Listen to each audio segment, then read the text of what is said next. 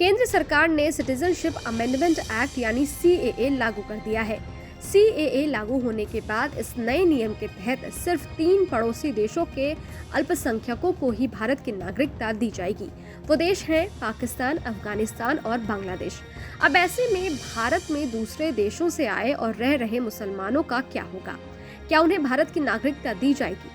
इन सवालों के जवाब को जानने से पहले आपको बताते हैं कि आखिर CAA यानी सिटीजनशिप अमेंडमेंट एक्ट क्या है।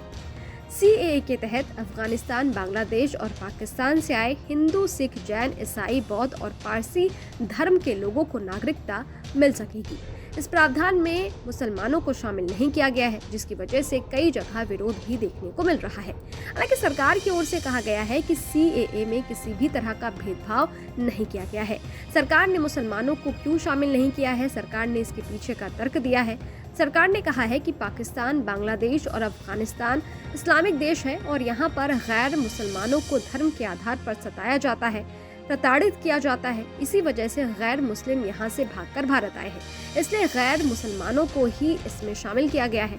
कानूनन भारत की नागरिकता के लिए कम से कम 11 साल तक देश में रहना जरूरी है, लेकिन नागरिकता संशोधन कानून में इन 3 देशों के गैर मुसलमानों को 11 साल की बजाय 6 साल रहने पर ही नागरिकता दे दी जाएगी। बाकी दूसरे देशों के लोगों को 11 साल का वक्त भारत में गुजारना होगा, भले ही फिर वो किसी भी धर्म के क्यों ना हो। अब आपको बताते हैं कि भारत में दूसरे देशों से आए मुसलमानों और भारत के मुसलमानों का CAA लागू होने के बाद क्या होगा।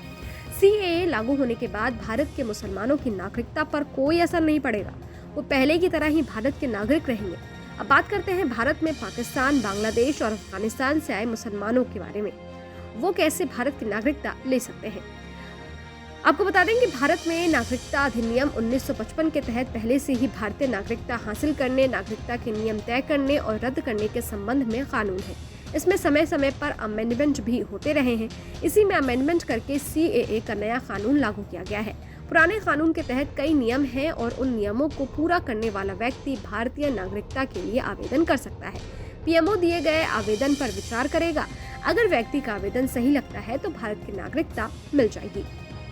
भारत की नागरिकता पाने के लिए जो नियम है उसमें कोई भी विदेशी व्यक्ति जिसने किसी भारतीय नागरिक से शादी की हो और 7 साल से ज्यादा समय से भारत में रह रहा हो, वो आवेदन कर सकता है।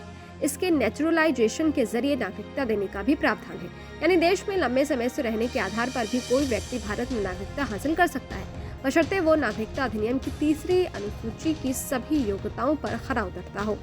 वो नागरिकता के लिए आवेदन कर सकता है। इसके अलावा राष्ट्रमंडल के सदस्य देशों के नागरिक जो भारत में रहते हों या भारत सरकार की नौकरी कर रहे हों, आवेदन पत्र देकर भारत की नागरिकता प्राप्त कर सकते हैं। इसी तरह के कई नियम हैं जो भारत के बाहर के किसी भी धर्म के व्यक्ति को नागरिकता प्रदान करने की सुविधा प्रदान करते हैं।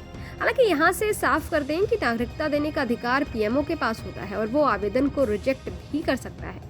इस मामले में पाकिस्तानी मुस्लिम अदनान सामी का उदाहरण लिया जा सकता है। अदनान सामी जो कि फेमस सिंगर हैं, पाकिस्तान के रहने वाले थे, लेकिन भारत में लंबे समय रहने के बाद उन्होंने भारत में नागरिकता के लिए आवेदन किया। 2 बार उनका आवेदन रिजेक्ट भी किया गया, लेकिन बाद में उन्हें भारत की नागरिकता दे दी गई। इसके अलावा 90 के दशक में पाकिस्तानी गोल्फर फैसल कुरैशी को भी भारत की नागरिकता दी गई थी। उन्होंने एक भारतीय महिला से शादी की थी, यानी साफ है कि नागरिकता के पुराने नियमों के तहत अन्य देशों के मुसलमान भी सभी शर्तों को पूरा करने के बाद भारत की नागरिकता ले सकते हैं। ये वीडियो आपको कैसा लगा? इस वीडियो पर आपकी क्या राय है? कमेंट बॉक्स में जरूर बताइएगा। देखते रहिए न्यूज़ नेशन डिजिटल। शुक्रिया।